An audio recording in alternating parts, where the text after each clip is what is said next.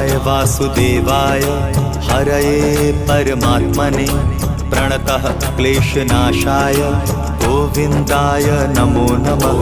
कृष्णाय वासुदेवाय हरये परमात्मने प्रणतः क्लेशनाशाय गोविन्दाय नमो नमः।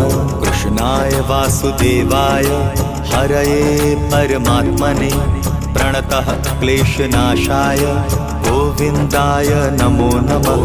कृष्णाय वासुदेवाय हरये परमात्मने प्रणतः क्लेशनाशाय गोविन्दाय नमो नमः।